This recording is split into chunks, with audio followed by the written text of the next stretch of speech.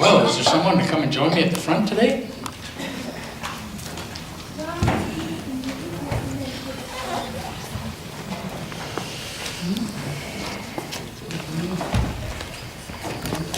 Good morning. How are you today?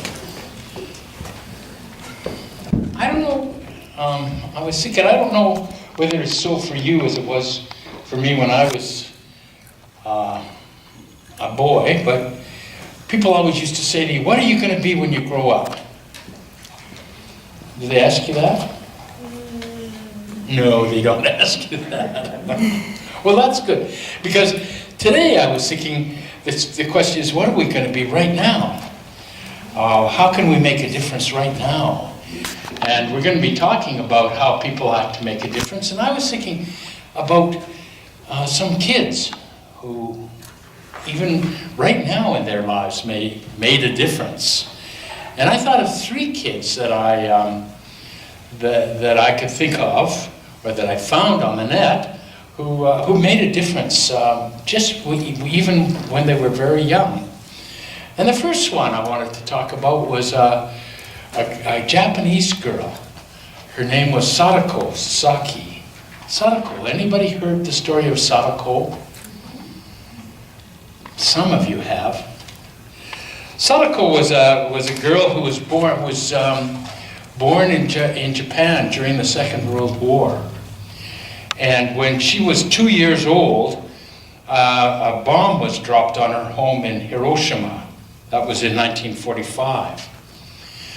And then when Sadako got to be 11 years old, she got a sickness from that bomb. It was called an atom bomb sickness because the radiation from the bomb made her sick and she had to go to hospital.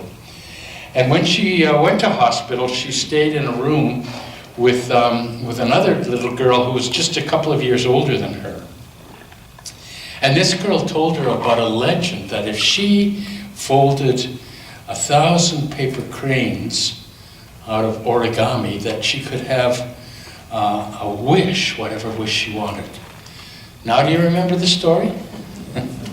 So, Sadako started off to fold paper cranes. Have you ever folded with origami paper? You've done that. And do you know how to fold paper cranes? Yeah. Well, she started folding paper cranes. She didn't have origami paper, so she had any kind of paper she could find. She made a paper crane out of it. And friends brought paper from school, and she made those into paper cranes, and she found papers that some of the medicines had been wrapped in, and she folded paper cranes out of that. And but as she was folding these paper cranes, she was getting sicker and sicker, and it was harder to fold them. And when she got to 644 paper cranes, she couldn't go on anymore. And soon after that, she died. And so all of her friends folded the rest of the paper cranes to make it up to 1,000, so that when they buried Sadako, they had 1,000 paper cranes that they put into her casket. But with those 1,000 cranes, there was a wish come true, because her classmates made a book with some poetry and some stories, and they published those in order to raise funds for a memorial. And this picture you see was a memorial of a statue of Sadako, and it was made from the funds that they raised, and it was unveiled in the Hiroshima Peace Memorial Park in 1958. And you see all around the base of that are paper cranes folded. Every year from all over the world, they get gifts from children, from classes, or from individuals. Our church in Vernon, for one Remembrance Day, folded 1,000 paper cranes, and then after the service we sent them off to Hiroshima. Every year they have to take all those paper cranes away because there's so many more coming that statue would just be covered right over. You wouldn't be able to see it with paper cranes, and all of those paper cranes that come come with prayers of peace. So Sadako's wish for peace is still being prayed for by people. So that's Sadako. She was just 11 years old when she died, but she made a big difference. Next person, I bet you'll be able to know who that is. Do you know who that person is? Who is that person? Malala, yes, Malala. She was, she lived in Pakistan, and she went to school. And the Taliban, who were the rulers of the area where she was, said that the girls weren't allowed to go to school. So Malala started to write a blog talking about the need for girls to have an education. And the Taliban issued a death threat. And in 2012, a gunman shot Malala while she was traveling home from school. They shot her, but they didn't kill her. And she went to England, where she recovered from her gunshot wounds, and went on to talk about the need for girls to get education, and all over the world where girls weren't able to get education. She made a big difference. Such a big difference that we all know her name, don't we? Yeah. In 2014, she won the Nobel Peace Prize. She was the youngest person ever to win the Nobel Peace Prize. Just this year, she got an honorary citizenship for Canada. She's turning 20 this year. Think of all she's done in 20 years. Made such an amazing difference. She's young, yeah, she is. She still is alive, and she's still talking, and she's still making a big difference.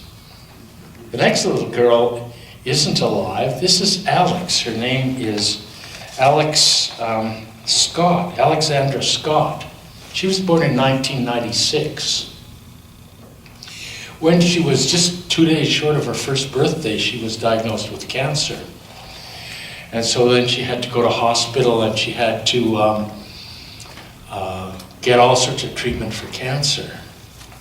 But when she was 4 years old, she decided she wanted to do something to help the doctors in the hospital where she was receiving cancer treatment.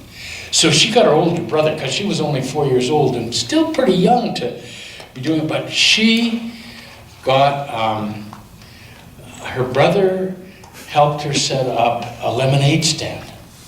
And so she started selling lemonade, and the money that she got from the lemonade was going to go to helping cancer research for children. And so people started hearing about this lemonade stand and what she was doing with the money. So in the city where she lived, people were coming from all over the city to buy lemonade at her lemonade stand. The first year she had that lemonade stand, she raised $2,000 that went to cancer research. So it kept on happening, and it kept on growing. She died when she was 8 years old from cancer. But by that time, she'd raised over $1 million to go to cancer research in 8 years. Well, in 4 years, because she was 4 years old when she started. She made a big difference. So I think it's good that people aren't asking you what you're going to do when you grow up. I think we need to start saying, what am I going to do right now? You and me. We all got to ask that question of ourselves. So this is some stories about some young people that made a difference. And next week, when we're at the outdoor service, Riley Bryson is going to be there. And she's going to tell us about a gathering that she's gone to, the Me to We gathering. Have you ever heard of that? Well, come next week and find out about Me to We. It's a wonderful gathering that young people go to.